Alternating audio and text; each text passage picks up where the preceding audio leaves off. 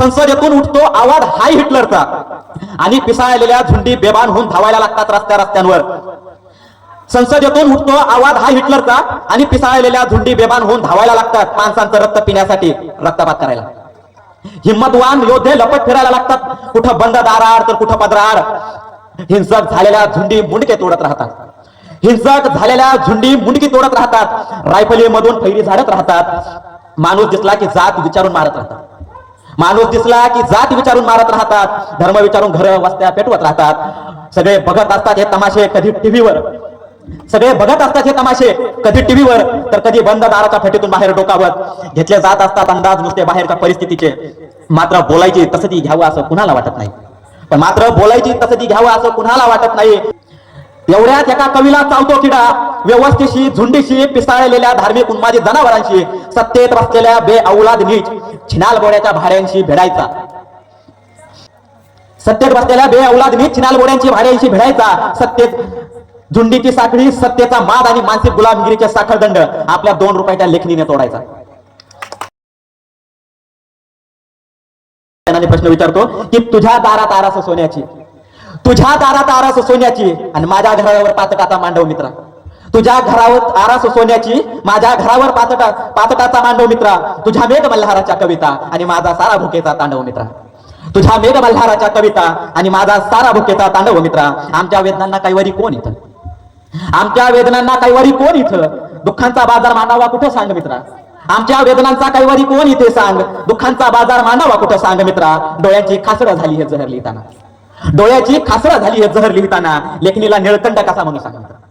डोळ्याची खासडं झाली हे जहर लिहिताना. लेखणीला निळकंठ कसा म्हणून सांग मित्रा. माझ्या वेदनांची मिलीत नाती सारी आता, माझ्या वेदनांची मिलीत सारी नाती आता. माझं दुःख झालं रांडव मित्रा. तुझ्या मेघ मल्हाराच्या कविता आणि माझा सारा भुकेचा तांडव मित्रा.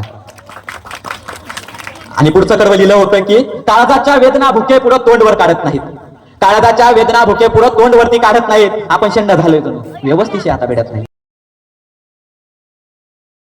काळजाच्या वेदना भुके पुढं तोंडवर काढत नाही, आपण शंड झालोय जणू व्यवस्थित आता भेटत नाही. लेखणीच्या टोकाला बांध तुझा जमीर आणि विकून टाक, लेखणीच्या टोकाला बांध तुझा जमीर आणि विकून टाक. हिजड्यांच्या छावण्यात कधीच योद्धे घडत नाहीत. लेखणीच्या टोकाला बांध तुझा जमीर आणि विकून टाक. हिजड्यांच्या छावण्यात कधीच योद्धे घडत नाही.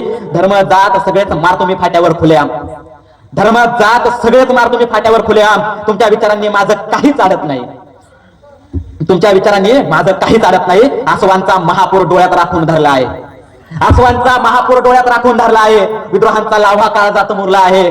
काल तुम्ही साऱ्या भाडव्यांनी मिळून रस्त्यावर जातीच्या भांडणात कुणाचा पोरगा मारला रे. काल तुम्ही साऱ्या भाडव्यांनी मिळून जातीच्या भांडणात कुणाचा पोरगा मारला आहे. जालिमांच्या बंदुकात केल्या जात आहेत लोड माझ्या नावाने. माझ्याही शब्दात नुसता बारूद भरला आहे. जालिमांच्या बंदुका केल्या जात आहेत लोड माझ्या नावाने, पण माझ्याही शब्दात लावा भरला आहे. आणि शेवटचं कडवं ऑब्विसली सगळ्या महापुरुषांना अनुसरून की कुणी शिकवले आंबेडकर फुले शाहू, कुणी शिकवले आंबेडकर फुले शाहू, कुणी दाखवली दुनिया बुद्ध हात मला. कुणी शिकवले आंबेडकर फुले शाहू, कुणी दाखवली दुनिया बुद्ध हात मला. आधी केल्या समानतेच्या बाता नुसत्या, मग कुणी उतरवलं या युद्धात मला. आजकालच्या राजकारणाच्या भांडणात प्रत्येक युवकाला युद्धात उतरवलं जातं एका अघोषित आणीबाणीच्या काळात. तुम्ही प्रत्येक जण युद्धात उतरतोय, त्यामुळे आपली सतत विवेक बुद्धी जागृत ठेवा आणि मग कुणाच्या मागे जायचं हे ठरवा. कारण कोण इथं कधी तुमच्या डोक्यावरून हात फिरवणारा नरडीचा घोडघे सांगता येत नाही.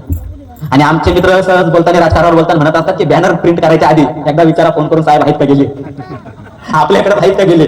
त्यामुळं कोण तुमच्या डोक्यावरून हात फिरवणारा कधी नरडीचा घोड घेईल काही सांगता येत नाही. आणि म्हणून लिहिलं होतं की कुणी शिकवले आंबेडकर फुले शाहू, कुणी दाखवली दुनिया बुद्ध हात मला. आधी केल्या समानतेच्या बाता नुसत्या, मग कुणी उतरवला या युद्धात मला. लेखणीचा तोफखाना शब्दांचा दारुगोळा मी, लेखणीचा तोफखाना आणि शब्दांचा दारुगोळा मी. मग का केलं दफन कागदात मला. उपाशी पोटात पेटलेल्या आगडोंबाचे चटके थेट काळजाला लागत आहेत प्रिय.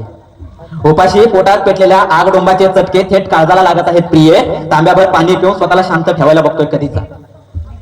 उपाशी पोटात पेटलेल्या आगडोंबाचे थेट काळजाला चटके लागत आहेत प्रिय. तांब्याभर पाणी पिऊन स्वतःला शांत ठेवायला बघतोय कधीचा. मात्र काळजाला लागणाऱ्या डागण्यांच्या वेदना आणि अखंडपणे डोळ्यात, काळजाला लागणाऱ्या डागण्यांच्या वेदना अखंडपणे डोळ्यातून वाहत आहेत. आणि त्यामुळे ते तांब्याभर पाणीही पोटात थांबत नाहीये. तांब्याभर पाणी पिऊन स्वतःला शांत ठेवायला बघतोय कधीचा. मात्र काळजाला लागणाऱ्या डागण्यांच्या वेदना अखंडपणे डोळ्यातून वाहत आहेत आणि त्यामुळे ते तांब्याभर पाणी पोटात थांबत नाहीये. प्रिय माझ्यासाठी एक काम करशील का, प्रिय माझ्यासाठी एक काम करशील का. मला भेटायला येताना गुलाब पुस्तक बिस्तक असलं काही आणू नकोस. प्रिय, मला भेटायला येताना एक काम करशील का? मला भेटायला येताना गुलाब, पुस्तक बिस्तक असलं काही आणू नकोस. पहाटे उठ, 4-5 आडव्या तिडव्या भाकरी थाप, तुझ्या हातच्या खायला आवडतील मला. पहाटे उठ, 4-5 आडव्या तिडव्या भाकरी थाप, तुझ्या हातच्या खायला आवडतील मला. आणि तुझ्यात आई बघता येईल म्हणून तू स्वतः बनव. तुझ्यात आई बघता येईल म्हणून तू स्वतः बनव. आपल्या प्रेमाचं प्रतीक म्हणून मला भेटायला येताना त्या भाकरीवर ठेचा घे. आपल्या प्रेमाचं प्रतीक म्हणून मला भेटायला येताना त्या भाकरींवरती एक ठेचा घेऊन ये. जिंदगीच्या आगीत जळणाऱ्या माणसाला उपासमार दुश्मन वाटते का? जिंदगीच्या आगीत जळणाऱ्या माणसाला उपासमार दुश्मन वाटते ग? तुझ्या सुंदर गुलाबाच्या पाकळ्या बघून माझ्या पोटाची आग भागणार नाही, पोटातला वणवा मिटणार नाही कधीच, म्हणून तू भाकरीच घेऊन ये माझ्यासाठी. पुढची कविता त्याच मागच्या 3 वर्षाच्या माझ्या प्रवासाबद्दल आहे की पडत्या पावसात रडलो मी, पडत्या पावसात रडलो मी, आसवं नाही डोळ्यातून जाळ सांडलाय. पडत्या पावसात रडलो मी, आसवं नाही डोळ्यातून जाळ सांडलाय. उभ्या जिंदगीची केली राख, तेव्हा कुठं हा खेळ मांडलाय. पडत्या पावसात रडलो मी, डोळ्यातून आसवं नाही जाळ सांडलाय. उभ्या जिंदगीची केली राख, तेव्हा कुठं हा खेळ मांडलाय. मागचा पुढचा विचार केलाच नाही, मागचा पुढचा विचार केलाच नाही. हातात कलम माझ्या लोडत होती, मागचा पुढचा विचार केलाच नाही. हातात कलम माझ्या लोडत होती. उभा मंचावर आणि बाप म्हणे माझा, मी उभा मंचावरती आणि बाप म्हणे माझा. बघ आग बनून कसा माझा बाळ पेटलाय. त्याच्यानंतरचं कडवं होतं की थिजलेल्या कहाण्या माझ्या, थिजलेल्या कहाण्या माझ्या जणू बरसात आहे. अरे दोन्ही हात माझे सध्या कर्जात आहे. थिजलेल्या कहाण्या माझ्या जणू बरसात आहे. अरे दोन्ही हात माझ्या सध्या कर्जात आहे. नजरेनं जाळून टाकील तुझी सारी हयात, नजरेनं जाळून टाकील तुझी सारी हयात. एवढी तरी बघ ताकद या मिर्झात आहे. नजरेनं जाळून टाकील तुझी उभी सारी हयात. एवढी तरी ताकद बघ या मिर्झात आहे. शाही काय म्हणतो कलमेत लावा भरला आहे. अरे शाही काय म्हणतो कलमेत लावा भरला आहे. माझ्या नादाने मोठ्यांचा माझ मोडला आहे.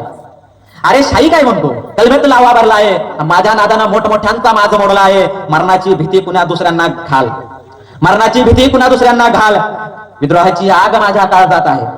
ती सारे स्वप्न सारे शिलेदार, स्वप्न सारे शिलेदार आणि रात केली किल्लेदार.